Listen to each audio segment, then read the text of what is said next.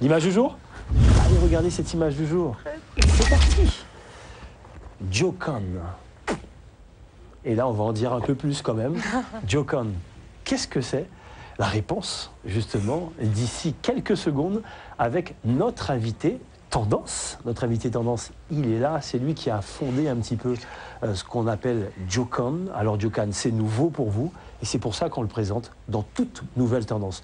Je vous demande d'accueillir très, très fort Yannick Théolade.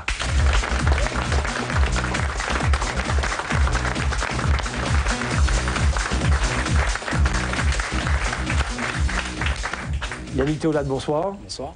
Alors justement, Jokan, on va en parler, on va découvrir Jokan ce soir dans TNT. Déjà, qu'est-ce que c'est? L'origine du mot et pourquoi Jokan?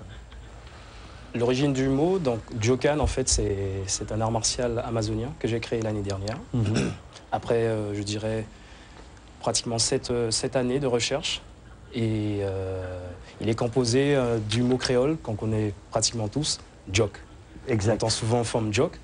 Et en fait, il faut savoir que Jok est un mot d'origine africaine qui veut dire robuste, éveillé.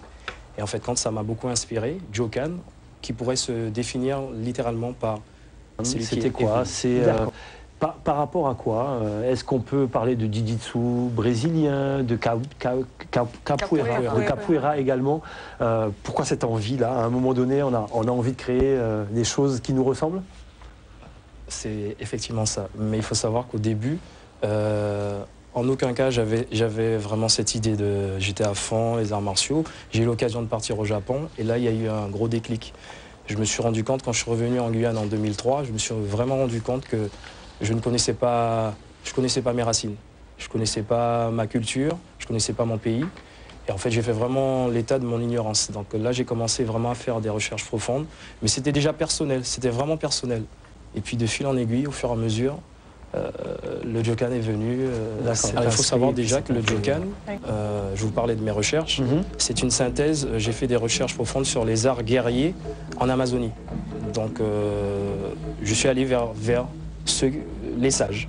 Donc il faut savoir que je travaille en parallèle avec des chefs coutumiers, des chamans, des anthropologues, des ethnologues, des professionnels de l'histoire.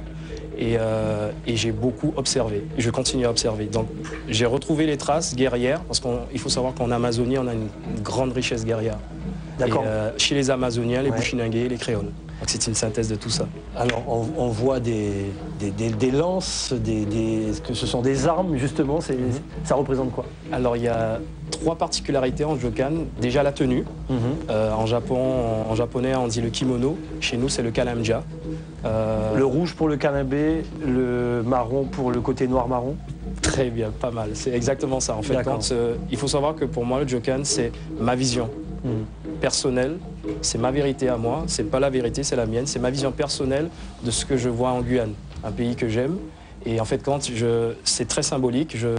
Les couleurs, déjà, représentent effectivement les noirs-marrons, mais je vais plus loin. Parce que le noir-marron représente la liberté. Et c'est cet esprit-là que je veux lancer. Liberté d'esprit, liberté de mouvement.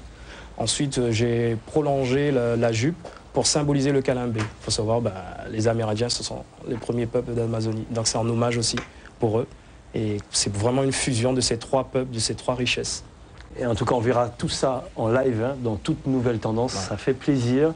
Voilà, quelque chose qui se crée. Nous, on aime bien ça. Jokan, c'est un mot qui plaît déjà. Ouais, et je crois que l'art va plaire aussi parce que ça se passe chez nous.